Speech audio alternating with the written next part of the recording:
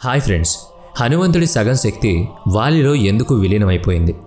వాలి హనుమంతుడి మధ్య యుద్ధం మొదలవకముందే ఎందుకు ముగిసిపోయింది?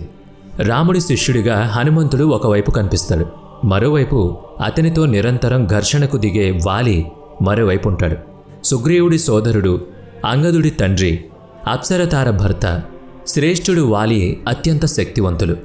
రావణుడి లాంటి యోధుణ్ణి ఓడించినవాడు, కిష్కిందకి రాజుగా ఉన్నవాడు, ఇంద్రుడి ధర్మపుత్రుడిగా ఉన్నవాడు. అసలు వాలి ఎందుకు అంత బలశాలిగా మారాడు? రామాయణం ప్రకారం వాలికి తన తండ్రి ఇంద్రుడి నుంచి ఒక స్వర్ణ పథకం లభించింది. ఆ హారం కారణంగానే వాలి శక్తివంతుడిగా మారాడు, అజేయుడిగా నిలిచాడు. ఎంతటి యోధుడు అతనితో తలపడేందుకు వచ్చినా సరే అతని మెడలో ఉన్న హారం కారణంగా ఎదుటి వారిలోని సగం శక్తి వాలికి వచ్చేసేది. వారితో యుద్ధం మొదలవకముందే వాలి అత్యంత శక్తివంతుడిగా మారేవాడు. అలా ప్రతిసారి తానే యుద్ధంలో గెలిచేవాడు. ఒకసారి వాలి హనుమంతుడు తలపడాల్సి వచ్చింది. ఆ యుద్ధంలో ఎవరు గెలుస్తారో తెలుసా? ఆ సంగతి గురించే మీకు వివరంగా చెప్పాలి. ఒకరోజు రామభక్తుడు హనుమంతుడు ఒక అడవిలో తపస్సు చేస్తూ ఉన్నాడు. తన శక్తి సామర్థ్యాలతో అందరినీ కవ్విస్తూ కేకలు వేస్తూ అడవిలో తిరుగుతూ ఉన్నాడు.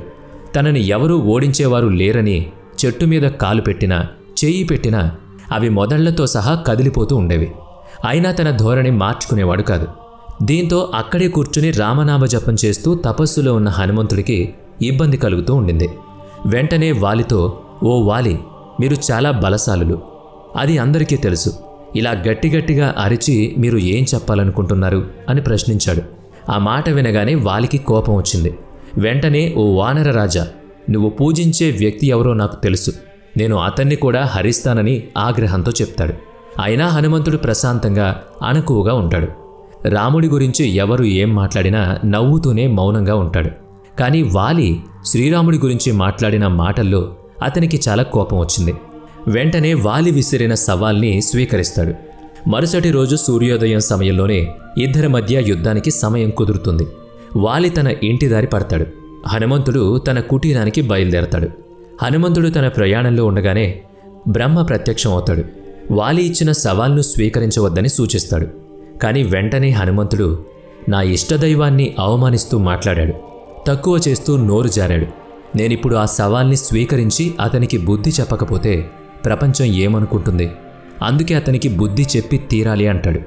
వెంటనే బ్రహ్మ, అయితే సరే హనుమ, అలాగే యుద్ధానికి సిద్ధమవ్వండి. కానీ మీ శక్తిలో కేవలం 10% మాత్రమే మీరు తీసుకువెళ్ళండి, మిగతాది మీ ఆరాధ్య దైవం పాదాలకి సమర్పించండి అని చెప్తాడు. మీరు యుద్ధం నుండి వచ్చాక మీ శక్తిని మీరు తిరిగి తీసుకోండి అని చెప్తాడు. ఆ మాట అంగీకరించిన హనుమంతుడు తనలోని 10వ వంతు శక్తిని మాత్రమే తీసుకుని బయలుదేరతాడు. మరుసటి రోజు ఉదయం వాలి హనుమంతుడు ఎదురెదురుగా నిలబడతారు. అలా నిలబడగానే వాలి మెడలోని హారం కారణంగా హనుమంతుడిలోని సగం శక్తి వాలిలో ప్రవేశిస్తుంది. కేవలం 10% శక్తిని ఉంచుకున్న హనుమంతుడిలోని 5% శక్తి వాలికి వెళ్ళిపోతుంది. హనుమంతుడు సగం శక్తి వాలి శరీరంలోకి ప్రవేశించగానే వాలికి ఒక కొత్త అనుభవం ఎదురవుతుంది. తనలో ప్రపంచంలోని శక్తి అంతా ఆవహించినట్టు కనిపిస్తుంది. నరాలు చిట్లిపోతున్న భావన కలుగుతుంది. అంతా గందరగోళంగా అనిపిస్తుంది. అప్పుడు అనుకోకుండా వాలి ముందు బ్రహ్మదేవుడు ప్రత్యక్షం అవుతాడు. వెంటనే నిన్ను నువ్వు రక్షించుకోవాలనుకుంటే హనుమంతుడికి కోసెడు దూరం వెళ్ళిపోవాలి అని వాలికి సలహా ఇస్తాడు. లేదంటే నీ శరీరం ముక్కలైపోతుంది. ఈ శక్తిని నీ శరీరం తట్టుకోలేదు. వాలికి ఏం అర్థం కాదు. వాలి వెంటనే బ్రహ్మ చెప్పిన మాట విని అక్కడి నుంచి పారిపోతాడు. పరిగెత్తుతున్నా కూడా వాలికి తన శక్తిలో మార్పు కొత్తగా అనిపిస్తుంది. అనేక మంది సూర్యదేవుళ్ల శక్తి తనలో ఇమిడిపోయిన అనుభవం కలిగింది. చాలా దూరం పరిగెత్తిన తర్వాత అతనికి కాస్త ప్రశాంతంగా ఉంటుంది. కాస్త శరీరం తేలిగ్గా మారుతుంది. వెంటనే బ్రహ్మదేవుణ్ణి ప్రార్థిస్తాడు. బ్రహ్మదేవుడు ప్రత్యక్షమై, హే వాలి, నువ్వు అహంకారంతో వ్యవహరించావు, అలాంటి మాటలే మాట్లాడావు. హనుమంతుడిలోని శక్తిని నువ్వు ఒక్కరోజు కూడా భరించలేకపోయావు. నీతో యుద్ధానికంటే ముందు రోజు తన శక్తినంతా వదిలేసుకుని కేవలం 10% శక్తిని మాత్రమే తీసుకునొచ్చాడు. తన పూర్తి శక్తితో వస్తే నీ పరిస్థితి ఎలా ఉండేదో ఆలోచించుకో అని హితవు పలికాడు. ఆ మాట వినగానే వాలి ఆలోచనలో పడతాడు.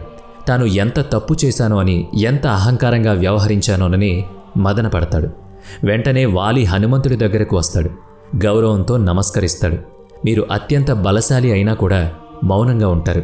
ఎప్పుడూ శ్రీరామ నామస్మరణ చేస్తూ ఉంటారు. నేనేమో నా బలంతో అహంకారిగా మారాను. మిమ్మల్ని యుద్ధానికి తలపడేలా రెచ్చగొట్టాను. నన్ను క్షమించండి హనుమాన్ అని అడుగుతాడు. అలా వాలి హనుమంతుడి మధ్య యుద్ధం అయితే నిలిచిపోయింది. చెప్పాలంటే వాలి హనుమంతుడికి 10% సమానమైన శక్తివంతుడు కూడా కాదు. హనుమంతుడు తన శక్తితో రావణుడితో తలపడితే రావణుడి పరిస్థితి ఎలా ఉండేదో ఆలోచించండి. ఎందుకంటే రావణుడు వాలి చేతిలో ఓడిపోయాడు. మరి ఈ వీడియో మీకు నచ్చినట్లయితే లైక్ చేయండి, షేర్ చేయండి. ఇప్పటి వరకు మన ఛానల్ని సబ్స్క్రైబ్ చేసుకున్నట్లయితే ఇప్పుడే సబ్స్క్రైబ్ చేసుకుని బెల్ ఐకాన్ మీద క్లిక్ చేయండి. నెక్స్ట్ వీడియోలో మళ్ళీ కలుద్దాం. Thanks for watching.